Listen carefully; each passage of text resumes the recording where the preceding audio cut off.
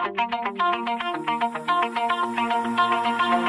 my heart out of my chest, train my mind so I forget. Sink your teeth into my bones, dig me out, then fill the hole. Tear me apart, tear me apart. Salut à vous les amis et bienvenue sur Fast Good Cuisine, j'espère que vous allez bien.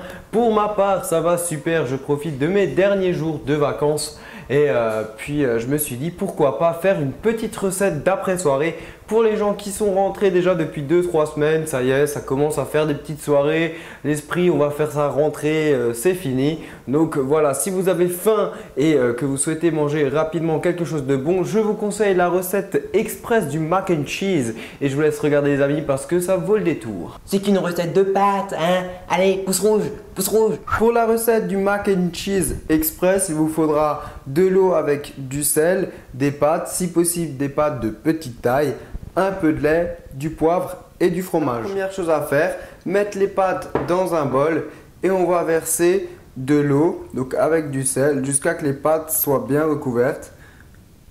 Voilà, comme ceci. Et on va passer ça pendant 3 minutes au micro-ondes à puissance moyenne. Donc voilà ce qu'on obtient, donc les pâtes sont cuites. Vous allez maintenant ajouter un petit peu de lait, donc voilà, tout autour. Donc c'est ça qui va donner un bon goût au mac and cheese. Ensuite vous allez mettre bien évidemment du fromage, voilà comme ceci, une bonne quantité bien sûr. Donc moi j'ai utilisé du fromage frais, du comté que j'ai râpé, je trouve que c'est très bon.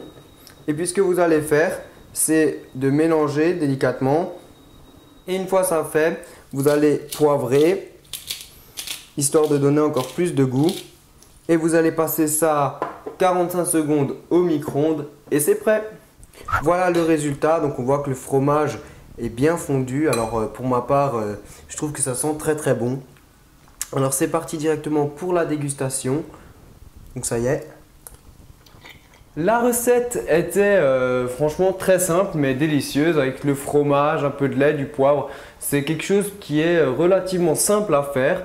En 10 minutes, vous avez préparé votre plat et puis c'est super sympa quand on rentre de soirée ou quand on n'a pas le temps.